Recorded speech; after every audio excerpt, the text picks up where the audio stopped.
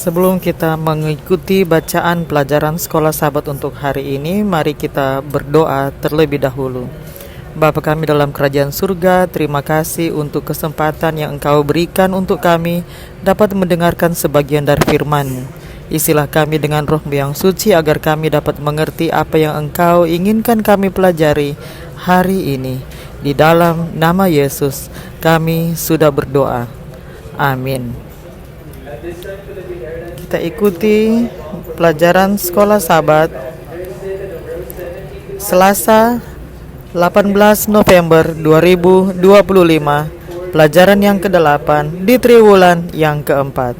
Judul pelajaran sekolah sahabat kita untuk hari ini adalah kekuatan teladan.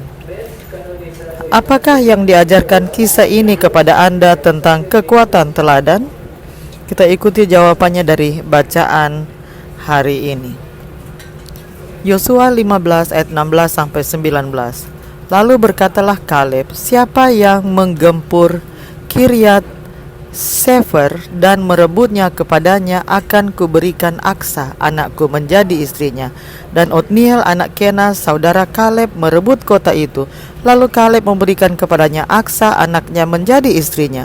Ketika perempuan itu tiba, dibujuknya suaminya untuk meminta ladang kepada ayahnya.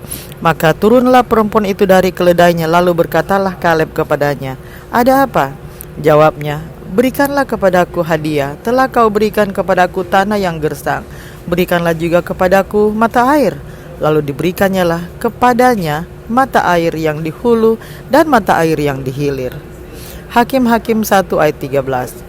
Dan Otniel anak Kenas adik Kaleb merebut kota itu. Lalu Kaleb memberikan Aksa anaknya kepadanya menjadi istrinya. Hakim-Hakim 3 ayat 7 sampai 11. Orang Israel melakukan apa yang jahat di mata Tuhan. Mereka melupakan Tuhan Allah mereka dan beribadah kepada para Baal dan para Asyera. Lalu bangkitlah murka Tuhan terhadap orang Israel sehingga ia menjual mereka kepada Kushan Rishathaim, raja Aram Mesopotamia, dan orang Israel menjadi takluk kepada Kushan Rishathaim 8 tahun lamanya. Lalu berserulah orang Israel kepada Tuhan, maka Tuhan membangkitkan seorang penyelamat bagi orang Israel, yakni Otniel anak Kenas adik Kaleb. Roh Tuhan menghinggapi dia dan ia menghakimi orang Israel. Ia maju berperang, lalu Tuhan menyerahkan Kushan Rishathaim raja Aram ke dalam tangannya sehingga ia mengalahkan Kushan Rishathaim. Lalu amanlah negeri itu 40 tahun lamanya. Kemudian matilah Otniel anak Kenas. Bagaimanakah sikap Kaleb direproduksi dalam generasi muda? Dalam bagian ini Kaleb menawarkan putrinya Aksa untuk dinikahkan dengan orang yang menaklukkan Debir. Otniel merebut kota itu dan memenangkan hati Aksa. Kisah ini penting karena sekali lagi kisah ini menunjukkan keberanian, iman, dan kesiapan Kaleb untuk menghadapi tantangan.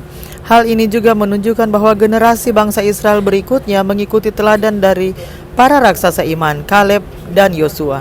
Ketika generasi yang lebih tua menutup pelayanan mereka, ada generasi baru yang siap untuk menghadapi tantangan dan terus menggenapi rencana Allah bagi Israel.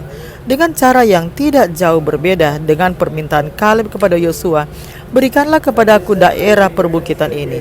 Aksa yang didorong oleh suaminya menunjukkan iman dan tekad yang sama seperti yang ditunjukkan oleh ayahnya. Melalui tekad dan keberaniannya, Aksa meneruskan garis teladan Kaleb dalam hal penggenapan janji untuk memiliki tanah itu.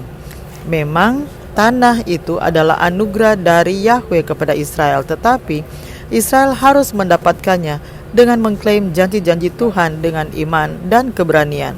Keteguhan hati Aksa menjadi pertanda ketekunan para perempuan dalam Injil yang tidak mau dipalingkan oleh orang banyak atau para murid dan tidak mau menyerah sampai mereka menerima berkat Yesus untuk diri mereka sendiri dan keluarga mereka. Bacalah Lukas 18 ayat 1 sampai 5. Pelajaran apakah yang ada di sini untuk kita? Saya akan bacakan Lukas dalam buku Lukas 18 18 ayat 1 sampai 5.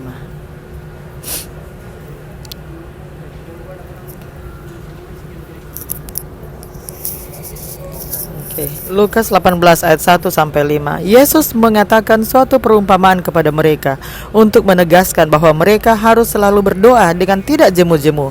Katanya, dalam sebuah kota ada seorang hakim yang tidak takut akan Allah dan tidak menghormati seorang pun, dan di kota itu ada seorang janda yang selalu datang kepada hakim itu dan berkata, "Belalah aku terhadap lawanku." Berapa waktu lamanya hakim itu menolak, tapi kemudian ia berkata dalam hatinya, "Walaupun aku tidak takut akan Allah dan tidak menghormati seorang pun, namun karena janda ini menyusahkan aku, baiklah aku membenarkan dia supaya jangan terus saja ia datang dan akhirnya menyerang aku." Kata Tuhan, camkanlah apa yang dikatakan hakim yang lalim itu. Meneruskan obor iman kepada generasi berikutnya sangat penting bagi pemenuhan misi yang telah dipercayakan Allah kepada kita. Pikirkan tentang tantangan-tantangan dalam mewariskan iman kepada generasi berikutnya di satu sisi, dan tentang kesempatan-kesempatan bagi kaum muda untuk memikul tanggung jawab yang lebih besar dalam pekerjaan Tuhan di sisi lain. Apakah yang dapat kita lakukan untuk memfasilitasi dan melatih kaum muda untuk menjadi pemimpin yang saleh? Seberapa pentingkah keteladanan kita dalam proses ini?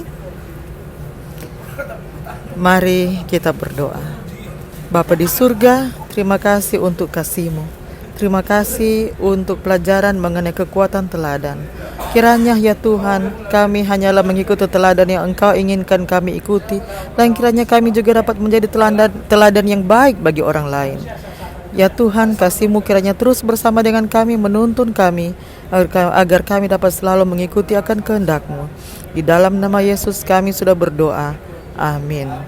Demikianlah pelajaran Sekolah Sahabat untuk hari ini, Selasa 18 November 2025. Sampai bertemu di pelajaran Sekolah Sahabat selanjutnya. Tuhan memberkati.